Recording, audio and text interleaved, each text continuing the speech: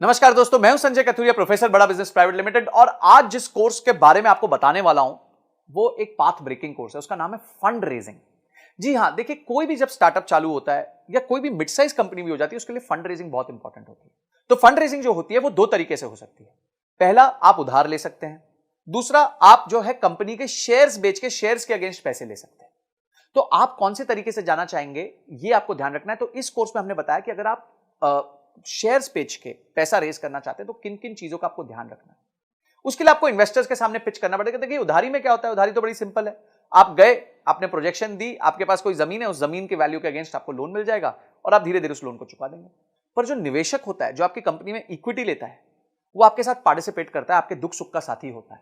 तो इसीलिए उसको आपका बिजनेस के समझना बहुत ज्यादा जरूरी होता है। और इसमें आपको बहुत चीजों का ध्यान रखना पड़ता है। पहले आपको ध्यान रखना पड़ता है कि किस तरीके के निवेशक को आपको आपको जिसको पास जाना चाहिए, आपका ऑब्जेक्टिव क्या है फंड रेज करने का, आपको इन्वेस्टमेंट चाहिए क्यों, आपका बजट क्या है, आप क्या करोगे उस पैसे के साथ। उसके बाद जब आप पैसे ले लोगे तो उसमें कहां उसको निवेश करोगे, निवेश करने के बाद किस तरह के रिटर्न्स कमा के दोगे। समझिए, आज आपका रेवेन्यू 1 करोड़ रुपए साल का है और आपने 5 करोड़ रुपए रेज किए, तो इस 5 करोड़ के साथ क्या आप अपने बिजनेस को 1 करोड़ रुपए साल के से लेके 10 करोड़ तक लेके जा सकते हैं।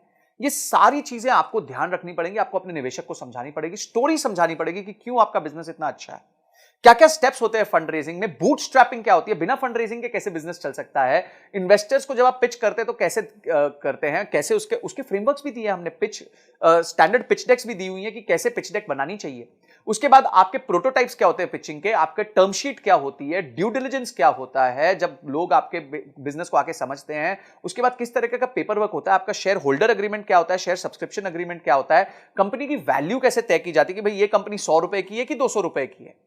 उसके बाद आप एंजल इन्वेस्टमेंट कैसे ला सकते हैं, वेंचर कैपिटलिस्ट को कैसे ला सकते हैं। और उसके साथ साथ हमने ये देखा है कि कुछ अच्छे एंटरप्रेन्योर्स से मिलकर हमने ये पता किया कि उन्होंने फंड रेज कैसे किया था, उनकी जर्नी कैसी रही है, उनके लिए कभी क्या प्रॉब्लम्स आई और उस प्रॉब्लम्स को उन्होंने कैसे सॉल्व किया। और अंत में जाके बॉम्बे स्टॉक एक्सचेंज में घंटी बजानी है, आईपीओ लेके आना है। तो किस तरीके से आप अपने बिजनेस को बिल्ड कर सकते हैं कि इन्वेस्टमेंट बैंकर कौन होता है, उसका रोल क्या होता है आपके बिजनेस में, और किस तरीके से आपको फंड लाके देता है।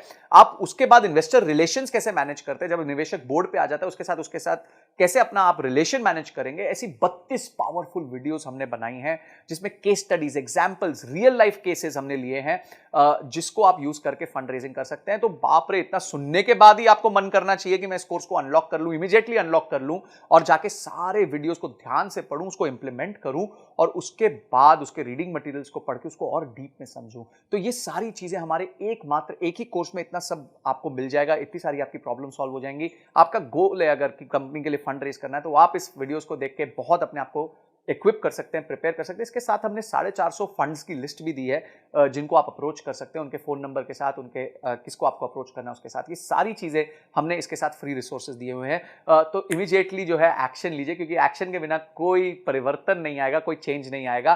तो आपने इस वीडियो को देखा, आपने इस कोर्स को अनलॉक किया और आपने ये तय किया कि इस कोर्स को देखने के बाद मैं फंड रेज में और ताकतवर हो जाऊंगा। इन सब के लिए आपका बहुत बहुत धन्यवाद।